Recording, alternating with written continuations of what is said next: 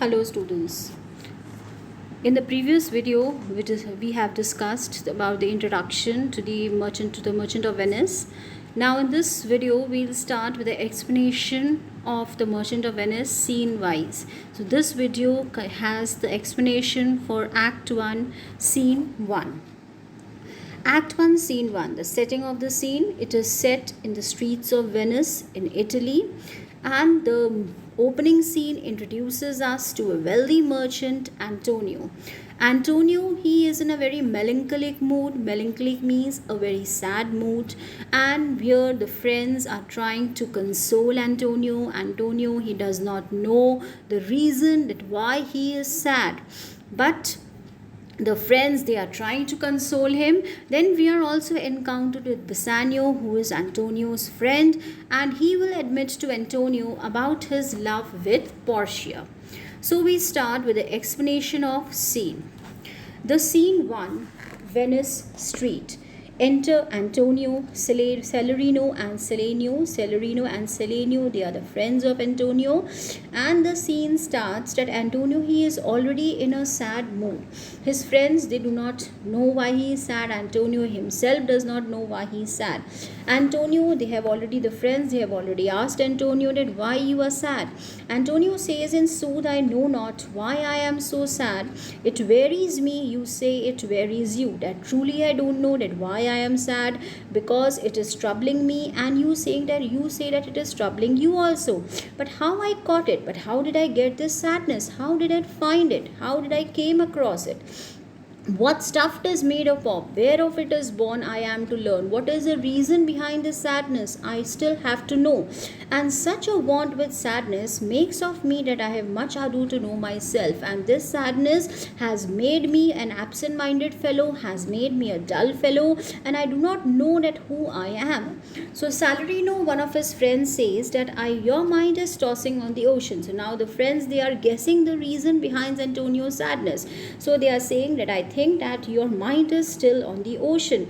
There where your argosies means the big ships, the oceans where your big ships are sailing like signers and witch burgers on the flood. And he is comparing his big ships to the respectable citizens, just like respectable citizens. So he's saying that your big ships, they are sailing like rich citizens, gentlemen, and as it was the pageants of the sea. Pageants means procession. They are moving in a procession. They are just showing a spectacle, and do overpeer the petty traffickers. And when your big ships are moving in a procession, they are overpeering means surpassing the small commercial boats that curtsy to them, reverence. And the small commercial boats, they move aside in order to show respect to your big ships as they fly by them with their woven wings. As your big ships, they are flying with their canvas sailings, they are moving with their canvas sailings, the small ships, the small boats, they move aside to show them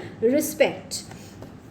Then Selenio, he says, believe me, sir, had I such venture for that, sir, if I would have had business like you, the better part of my affections would be with my hopes abroad. Most of the part of my feelings would have been with my business. I should be still plucking the grass. I would have involved myself in plucking the grass, to know where sits the wind, to know that from which direction the wind is blowing, peering in maps for ports and piers and roads. And I would have been looking in the maps for the ports and the piers and roads. Piers and roads means harbors and channels, and every object that made me afraid, and everything which would have made me afraid, misfortune, any fear to my ventures, out of doubt would make me sad. It would have definitely made me sad.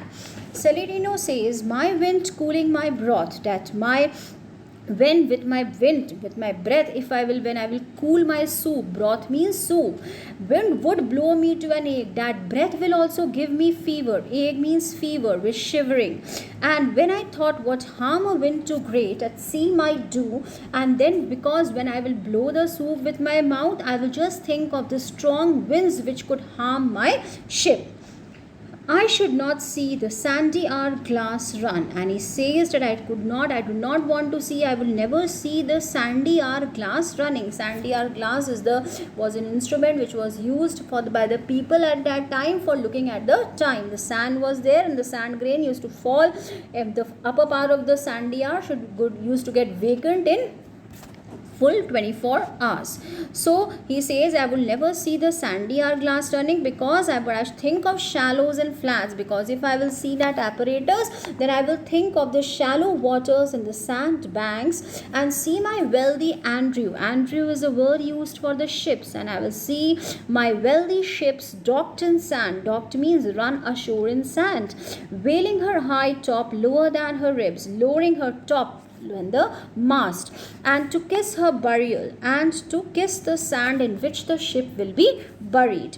Should I go to church? And he says, I will never go to church and see the holy edifice of stone. I will not see the holy buildings of stone, and not bethink me strange of dangerous rocks, because if I will see this, then it will just make me think of the dangerous rocks, which touching but my gentle vessel's side, and when the dangerous rocks will touch the side of my vessel, it would scatter all the spices on the stream, and robe the roaring waters with my silk, and water will enter my ship, and all my silk will get wet. And in a word, but even now worth this, and now worth nothing, and in just a moment a ship which was very valuable, it will lose all its value. Shall I have the thought? I will have this thought to think on this. Shall I lack the thought? And so it's better I do not think about all these things. That such a thing perchance would make me sad, because if I will think about these things will even make me sad. But tell not me, I know Antonio. But Antonio, you just tell me. Is sad to think upon this merchandise? And are you sad to think upon your business? Merchandise means business. So Antonio says, believe me, no, my dear friends, believe me. I thank my fortune for it. I have a good fortune. My ventures are not at one bottom trusted. At my business is not in one ship, nor to one place. My business is not just to one place, nor is my whole estate and nor my whole business upon the fortune of this present year, does not depend upon the fortune of this present year.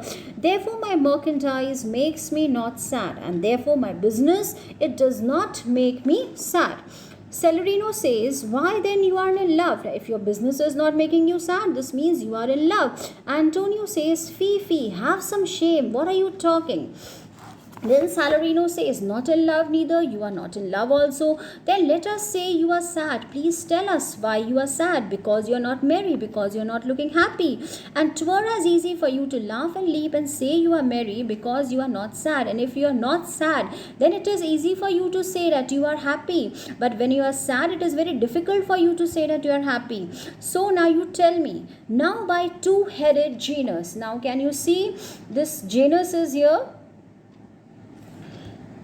Can you see the Janus? This is Janus. This is God Janus. God Janus is here. So he is saying two-headed God Janus. God Janus, he was a Roman god who had two faces. One was a frowning face and the other was a smiling face. One head looking inwards and the other looking out. So he is referred here to indicate that nature, he is saying that I just take by two-headed God Janus, nature hath framed strange fellows in her time. Nature has created different type of men in different outlooks. Some that will evermore peep through their eyes. There are some people who will just wrinkle their faces when they are laughing and laugh like parrots at a bagpiper, and they will laugh like the parrots at a bagpiper. Even at a bagpiper, they will foolishly laugh as parrots. And other of such vinegar aspect. Vinegar means serious person. The aspect means they have a serious expression on their face with a sour expression, that they will not show their teeth in way of smiling. They will not even show their teeth when they are smiling. Though Nestor swear the jest be laughable. He is Nestor. So though Nestor swear the jest be laughable. Even the Nestor, he was an old and a wise Greek general who fought in the Trojan War. And so he was, a joke had to be extremely funny to make Nestor laugh. He was a very serious person. He did not laugh at anything. So it was a joke had to be extremely funny to make him laugh. So he says that even if King Nestor says that the joke is laughable, still that person will not laugh. Now Selenio says, here comes Bassanio. By that time, Bassanio, who is Antonio's dear friend, he comes. So he says that here comes Bassanio, your most noble kinsman, your dear friend. Gratian and Lorenzo are also with them. Fare ye well, goodbye. We leave you now with better company. Now you will be in a better company. Salarino says, I would have stayed till I had made you merry if worthier friends had not prevented you. That I wanted to stay here and I wanted to make you happy till your friends did not come here. Antonio, your worth is very dear in my regard. No, you are also very valuable for me. I take it your own business calls you. I think that your own work, because of your own work, you are leaving this place. And you embrace the occasion to depart, means you take the opportunity to go because your work is calling you. Enter Bassanio, Lorenzo, and Gratiano. So now he says, Salarino says, good morrow, my good lords. Good morning, my lords. They are wishing each other. Bassanio, good signers both. When shall we laugh? Say. Now he saying, good morning, both of you. Tell us when are we going to laugh? Because Salarino and Selenio, they were very jolly people. You grow exceeding strange, must it so? You are becoming strangers. Salarino says, we'll make our leisures to attend on yours. That we'll make some free time and then we will meet each other. So they leave. Now Lorenzo says, my lord Bassanio, since you have found Antonio, we too will leave you. We will leave you. Who to? Lorenzo and Gratiano. But at dinner time, I pray you have in mind where we must meet. But just remember that at dinner time where we have to meet. Bassanio says, yes, I will not fail you. I will definitely come there. Now Gratiano, he looks at Antonio and he says that Signor Antonio, you look not well. That Sir Antonio, you are not looking well. What has happened? So you have too much respect upon the world. You think too much about the worldly affairs. They lose it that do by it with much care. Those who spend too much time worrying about the worldly matters, they are never happy. Believe me, you are marvelously changed. Believe me, you have changed marvelously.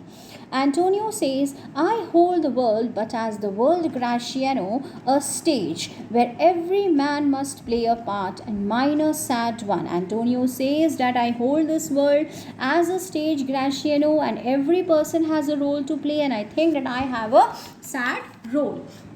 Gratiano, he says that let me play he was a very talkative person, Gratiano. So he says, okay, if you want to play the sad role, let me play the fool. Let me play the role of the fool. With mirth and laughter, let all wrinkles come. I'll make you laugh so much that wrinkles will come on your face. And let my liver rather heat with wine. And there was an Elizabethan belief that wine drinking, it used to warm the liver. So it was believed that there are 4 basic type of characters. And the people who are physiologically determined by the digestion of food in the liver. So a liver is enriched by wine and it will produce rich blood. So they were fond of drinking wine. So he is saying that I would rather heat my liver with wine rather than my heart cool with mortifying groans, rather than sighing and groaning and believe to take blood from the heart, because these people, they believe that if you are sad, then blood is removed from the heart. So he says that rather removing the blood from my heart, I would rather prefer to warm my liver with wine. And why should a man whose blood is warm within sit like his grandsire cut in alabaster? Why should a warm-blooded man sit like his grandfather's statue made up of marble? Alabaster means pure white stone. Sleep when he wakes. And why does he feel sleepy when it is the time to wake up? And creep into jaundice. And creep into jaundice means that why does his skin turn yellow? Jaundice is a disease when the skin turns yellow. And by being peevish, why does he feel weak? I tell thee that, Antonio, I love thee. Antonio, I am telling you all these things because I love you. And it is my love that speaks, and it is my love for you that I am speaking all these things. There are a sort of men whose visages means faces. There are many people whose faces do cream and mantle like a standing pond. They just have a still expression on their face, just like the scum on a standing pond. Standing pond means stagnant water, ruka hua pani, and the scum is the green layer on the pond. And do a willful stillness entertain, and with purpose, and they have just as this sour expression on their faces. Their faces are overcast with a set of pale expression which is unchanging, just like a standing water, with a purpose to be dressed in an opinion, because they want to gain an opinion of wisdom, gravity, profound conceit. Of wisdom, gravity, profound conceit means they want to gain an expression of solemnity, seriousness, and they want to gain an expression that they are always in deep thought. Profound conceit means deep thought. As who should say, I am Sir Oracle, and they will behave like Sir Oracle, a philosopher. And Oracle was believed to be the voice of God, and he will say that when I open my lips, let no dog bark. That when I open my lips, don't let any dog bark. I don't want anyone to speak. Oh my Antonio, I do know of these, that therefore only are reputed wise for saying nothing. And I know, Antonio, that these people, they are only wise till they do not speak anything. But I am very sure if they should speak, would almost damn those ears. Because I am very sure that if they will speak, then the people will have to close their ears. They will speak so much of nonsense, people will close their ears, which hearing them would call their brothers fools. And if they will hear them, then the people who will hear them, they will call them fools. I'll tell thee more of this another time. I'm going to talk about this some another time. But fish not with this melancholy weight, but do not put this sad expression on your face for this fool gudgeon, and don't try to act like a wise person. This opinion, remember this. Come, good Lorenzo, fare ye well. Come, good Lorenzo, goodbye. I will end my exhortation after dinner. I am going to end my advice after dinner. Exhortation means advice.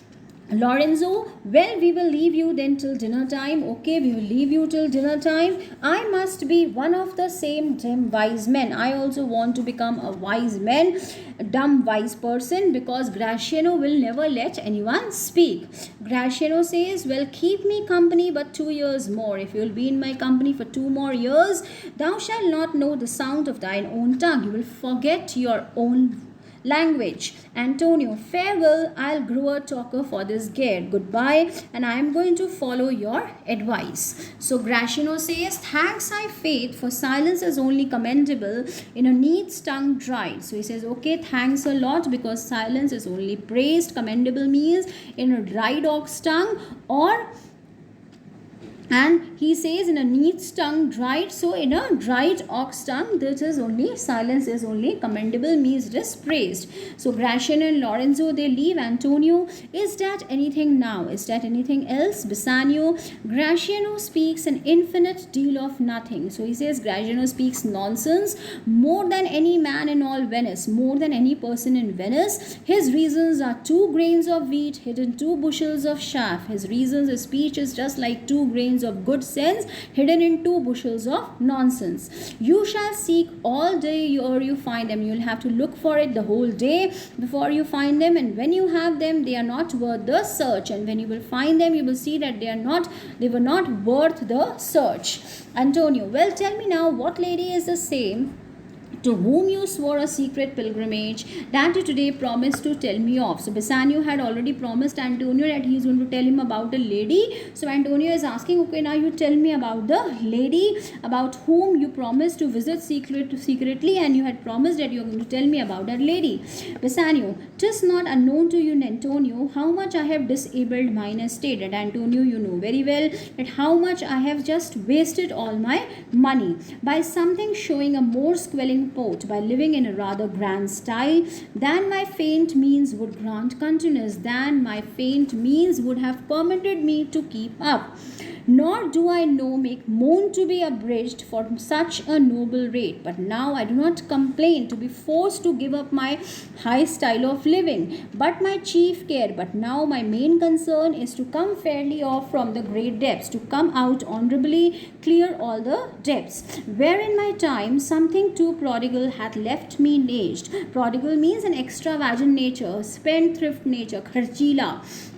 So he is saying my prodigal nature has put me into depths, and now I have to come out from all the depths. To you, Antonio, I owe the most. Antonio, to you I owe the most, in money also and in love also. And from your love I have a warranty, I have an assurance from your love to unburden all my plots and purposes, that I will be able to unfold all my schemes and intentions in front of you.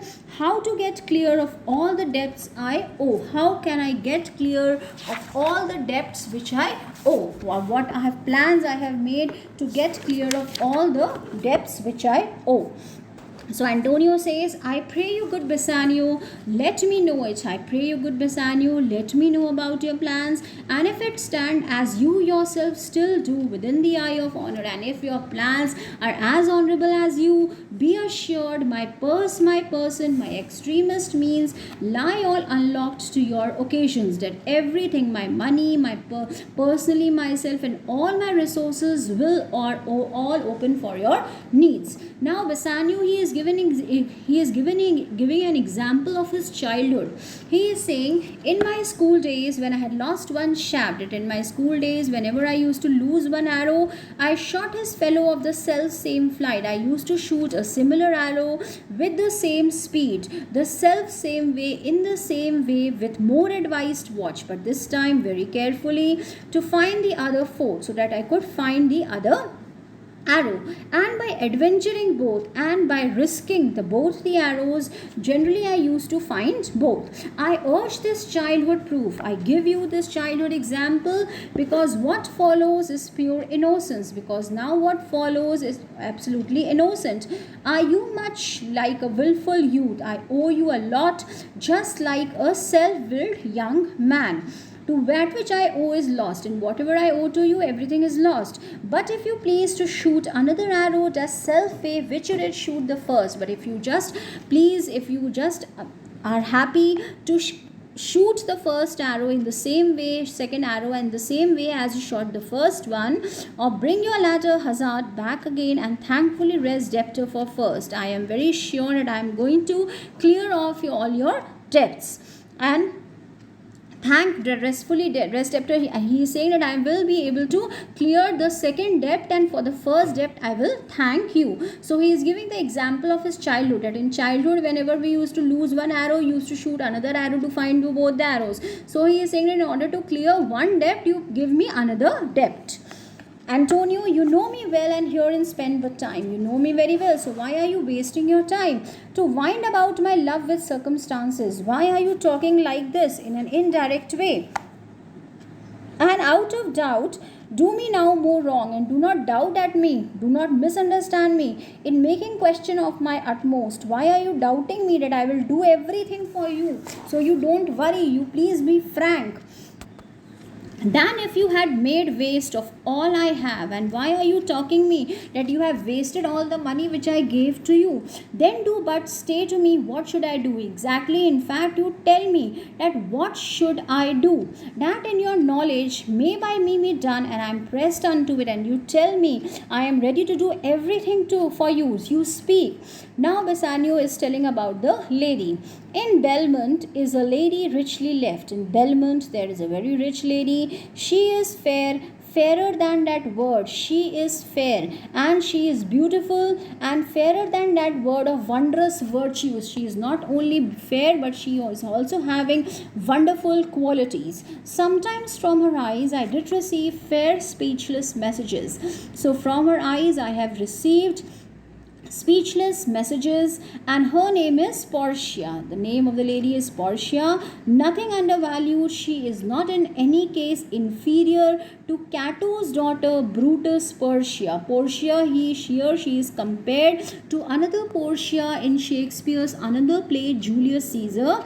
And in Julius Caesar, there was a person Cato. Portia was Cato's daughter, and she was wife of Brutus. She was very beautiful. So he is comparing this Portia to that Portia, that she was not less beautiful than Cato's daughter Portia. Nor is the wild world ignorant of her worth. Whole world knows about her worth. From the four winds blow in, from every coast renowned suitors. From all the four directions, renowned suitors are coming to just woo her. And her sunny locks hang on her temple. Sunny locks means golden hair. It just hangs on her forehead. Temple means forehead. Like a golden fleece, it falls on her forehead, just like the golden fleece. Golden fleece, this reference has been made to an ancient Greek legend which refers to the wool of a sheep. There was a famous hero called Jason, and along with his companions, he went on a dangerous voyage to Colchos. And in Colchos, in search of a golden fleece which was fastened to an oak tree, and the fleece, it was guarded by a dragon. Jason, he was obtained it with the help of his wife Medea, and he was able to get that golden fleece. He killed the dragon and he was able to get that golden fleece. So he's saying that her golden hair falls on her forehead just like a golden fleece, and which makes her seat of Belmont Colchos Strand, and her golden fleece has changed Belmont into Colchos. Colchos is a place where the golden fleece was there, and many Jasons come in quest of her, and many Jasons are coming in search of the golden fleece. Oh my Antonio, had I but the means. Oh Antonio, I just wish that if I could have got some money to hold a rival place with one of them, so that I could stand there with my competitors. I have a mind presages me such thrift. I have an insight. I am having an intuition that I will be profitably successful, and that I should questionless be fortunate means without any doubt I will be successful. This is my intuition power. So Antonio says that thou knowest that all my fortunes are at sea, neither have I money nor commodity. That you know very well that all my money is at sea. I do not have the money, I do not have any resources to raise a present sum for you, to give you the present money which you need. Therefore go forth, try what my credit can in Venice do, but you go and see what my name can do in Venice for you. That shall be racked even to the utmost. And he is saying that you see how much you can borrow in Venice, giving me as a security. Use my name as a guarantor, as a security, and you can take whatever money you want, go in Venice. And to furnish thee to Belmont to fair Portia, so that you can go to Belmont to fair Portia. Go presently inquire, and so will I. You go and I will also go. Where money is, find out from where you can get the money, and I no question make to have it of my trust or for my sake, and I without any doubt I will not ask you anything, and you can use my money business credit, you can use my personal surety, whatever you want to do you do, and you can take the money from anyone in the Venice. So this is the explanation of Act 1 Scene 1. In Act 1 Scene 1 we came to know that Antonio, he is a merchant. All his ships are there on the sea. He does not have any money, but his friend Bassanio, he needs money because he wants to go to Belmont to woo Portia. Bassanio, he is an extravagant person who has spent all his money, and now he wants the money from Antonio. But Antonio, he is unable to raise any money, so he has asked Bassanio to go to any person and in Venice and collect the money, and he has also asked that you can use my name as a guarantor. So now in the next video children, we are going to study about the Act 1 Scene 2. This was the explanation of the Act 1 Scene 1. In the next video very soon I will be coming with the explanation of Act 1 Scene 1. So thank you children, have a good day.